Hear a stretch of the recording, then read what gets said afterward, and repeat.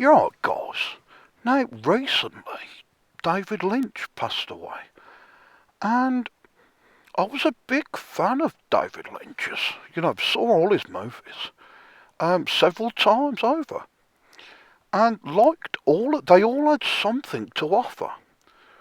Whether it be, the strange, dark, disturbing, freakish, Eraserhead, or the beautiful, sublime, the straight story. Blue Velvet. Again, this was what David Lynch was best at. Was showing, underneath the glitz, underneath all the glamour, showing you all the rottenness. Now, largely in America. He was an American filmmaker, and his best films are set in America. In LA. Things like Mulholland Drive, which will give you nightmares for weeks.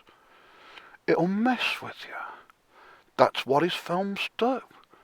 And the more you think about them, and the more you try to make sense of them, the more they mess with you. Because, it's said before, these are fragments of dreams, is that? David Lynch. And he's the kind of guy. Now, magicians, wizards, he was a wizard. If anyone was a wizard with a camera, it was that guy. And what they'll do, you'll hear tell of this, one of their many tricks. They'll basically go into a food coma. They'll eat so much sugar, drink so much coffee and all this, pumpkin pie, all this kind of stuff, until they go into a kind of state which is like they can't move, they're, bloated. And in that state is where they, the twilight zone, that's what it is for them. And in that state they can communicate with other beings, things of this nature. This is why you'll hear David Lynch, saying he's buzzing because he's just had a can of Coke and a couple of donuts and he's off his tits on the sugar rush. And from that, because he was lean, he was never a hefty guy, David Lynch. It was the smoking that did him in. You always saw him with a fag in his mouth or in his hand. Always a chain smoker. And he'll have been like that his whole adult life. Plus the cock. I mean, he lived alright. He did okay, got to a decent innings. But again, symbolically, I can't be out but thinking, with the fires that are going on over in America, and him passing away. Now, I did hear someone say that he died of climate change because of the fires, which are caused by climate change. It got him, killed him. He had to evacuate his house just before he died, and that was it. Game over. David Lynch. Gone. Now, what is left behind is an amazing, and it is a body of work. Now, it's a gangrenous, like ghoulish, ghastly, hard to look at, hard to take, body of work that shambles its way forward into your psyche, into your dreams, into your subconscious. It gets you thinking. It gives you ideas. He's getting these ideas. He'd say, it's like going fishing. And you're basically just sitting there fishing for ideas. And when a good one comes, you grab hold of it. And you wait for the next one. And then you piece them together, which is why, a lot of his movies won't make sense. They don't. Don't try and make sense of them either. You'll mess with your head. He knew this. Now, I'm okay watching Eraserhead and not trying to make sense of it. Letting it wash over me. Just taking it in. And again, the dark industrial sounds, the soundscapes in his movies. He could do that. He could take something very cheesy, melodramatic, bad acting. He put something underneath it which would give you the creeps. And it was all at odds with itself. You know, there could be something happening on the screen. And the music's like rubbing up against it in a strange way, which can mess with you. But in doing this, you know, he creates, you know, what we call lynching. You know, you can see something and say, it's lynching that. You'll have seen many films that'll remind you of Blue Velvet, Mulholland Drive, you know, Elephant Man, Inland Empire, Wild at Heart. You'll see, Lost Highway, you'll see that there are other films that try and do this, but they can't. And he won't be the first David Lynch to make a movie that didn't make sense, or that looked that way. There'll be plenty of old art house movies, black and white, which did this, and didn't really rely on a narrative, but instead it was all about how it looked, you know, visceral, and that be what you're reacting to. That be what moves you. And his movies did that. Twin Peaks, it did this. It touched you in a way that it stayed with you. It stayed with you, haunting the melancholy nature of his works. Because he will have been a pervert, you know, David Lynch. If you could see the outtakes to things like Mulholland Drive and stuff, I'm sure it's, you know, shocking. But he'll have wanted to see it, and he'll have seen it. And he'd have said, do this, do that. And he'll have used his camera, you know, as a way to get women to take their clothes off. And him perving and loving what he's saying. And loving taking photos of ladies in the nude. And of course they're going to do it because it's artsy-fartsy. It's David Lynch. And him know that he's basically just a dirty old man with a camera. And he could get away with all sorts. Show a bit of this. Open them. Let's have a look-see. And snap, snap, snap, snap, snap. Picture, picture, picture. And like I said, I was a big fan of David Lynch back in the day. And I remember watching Mulholland Drive with somebody, and they were like, afterwards, what was all that? What did that mean? What was going on there? And it sent me down a rabbit hole of thinking, yeah, what did that mean? What was all that about? What? And then me becoming obsessed, which is what I do. Becoming obsessed with David Lynch and his movies. And really reading heavily into them. Doing the deep dive. You know, and watching his movies over and over and over again. Eraserhead, the first time I ever saw it, I watched it again straight away. I was like, that's my movie. That's my film. I don't know why, but that's how I see the world. That's how I feel.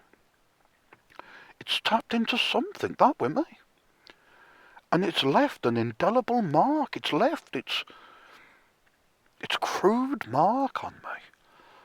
But it's tapped in. He's tapped in, David Lynch, to something otherworldly. Something that can't be expressed with words.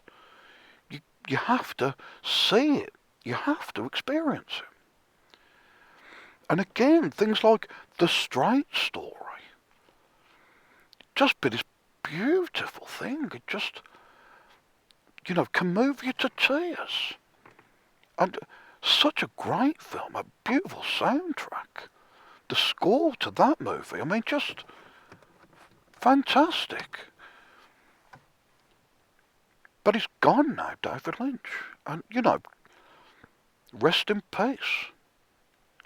But I can't help but thinking, you know, fire walk with me. It was his obsession with fire. And, you know, now what's happened? Is there a link here? Is there something? Is there a connection to be made with him, David Lynch? And again, you know, dark, very dark David Lynch. But pass himself off as a goofball. A bit dopey, a bit daft. But I can see the nutter. I can see the crazy man, the madman. And he's been given all the opportunities. And he's made these things. And he's laughed his head off the whole time. It's funny to him. Because he doesn't know what any of it means either. He's just patched it all together and gone, looks like that's about a 90-minute film. Action. And get it rolling. And then it be done and everybody else talking about it. Well, what does he mean by this? What does this signify? What does that symbolise? What is it? What's he trying to say? And it's like, good luck guessing. You're never going to know. When Mulholland Drive came out on DVD, he gave you a list of clues. Gaslighting his audience. Look for this. What does this mean when this happens? Oh, what's all this about? Him playing that game. And it's like, I ain't doing this. I'll watch it as a movie. It's not a puzzle for me to put together. And to mess myself up, getting it wrong. Trying to make sense out of something that is nonsensical. But if you can enjoy his movies in that way, where you're letting them wash over you, then you can take something from them. You can be enriched. But no, if you go digging and you keep looking and trying to find out, what does this mean? What was all that about? Who was that character? What did he mean when he said this? What was all that about?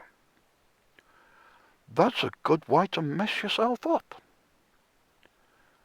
And you can make Lynchian movies of your own.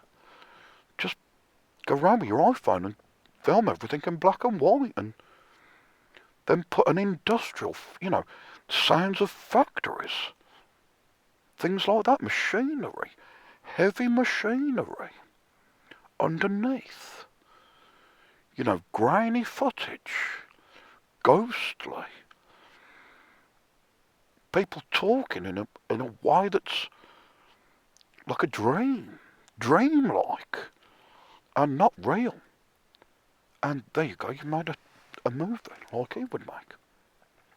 And if you can get a lass to take her titties out for you, again, happy days. That's what he would do. And, a pervert, like I said, and wants half of his male audience to sit there with boners watching his films. Well, look at her.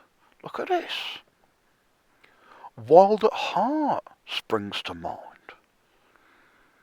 This, I can see it now, nips and all sorts. And, breasts. Lost Highway, heavy breasts. And ladies, sexy ladies, in his films, in his shows. Naomi Watts, flicking a bean, These things I can see, I can remember, I can think back. And that's what he's left me with. But again, I call him a pervert, but just a guy, just a dude, really. And, had a keen eye. And he liked the ladies, and there's nothing wrong with that. And he liked taking pictures of them, and he liked filming them, and he liked to watch. Voyeuristic. These elements, they'll be in his films. The peeping Tom nature of, I'm a naughty boy. Look what I'm doing. watching. I'm hiding. I'm in the closet. I'm peering out. I'm saying, I can see this. Look at that. I can see all of that. I'm watching. And like I said, he's at peace now, the guy. And all the best, because of what he's left behind. Which is it's worth watching, worth investigating, worth seeing. He left a mark. And I can't say, if it's of the devil. I mean, I'm sure a lot of it is. It is dark, it's disturbing. I wouldn't recommend his movies to anybody. But if you're gonna watch them, or if you have seen them, you can close your eyes, you can think, you can see, certain images that he put out there. This, that, the other. Flash, flash, flash. And naughty. And dark. And surreal. Kafkaesque. A very strange person, David Lynch, an oddbot. And, people say genius.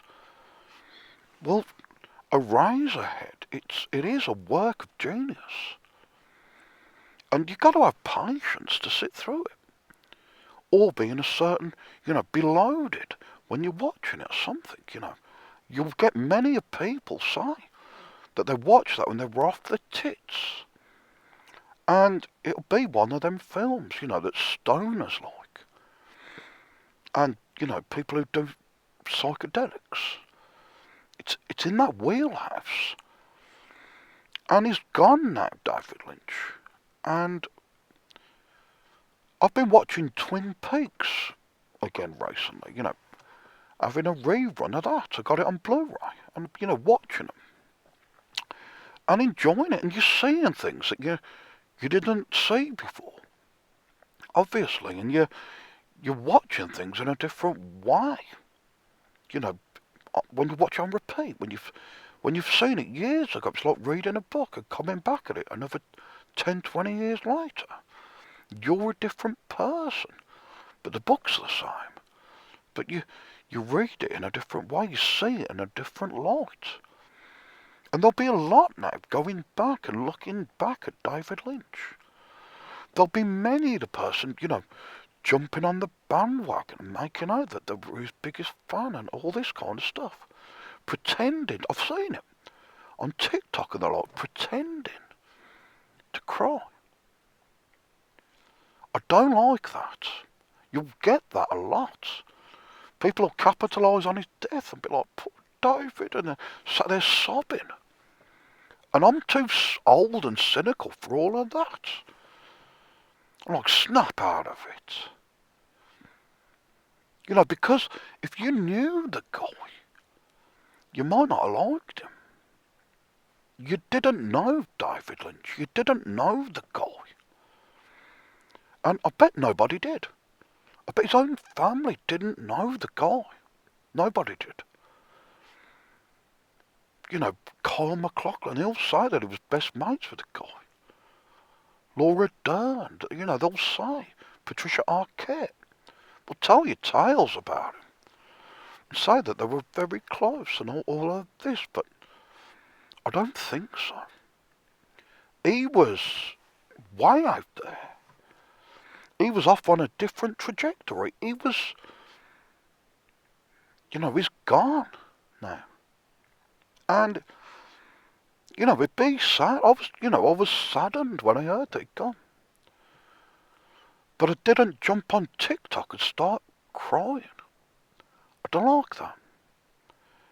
And I'm not going to pretend that the guy wasn't a freak with a camera. And a pervert on top.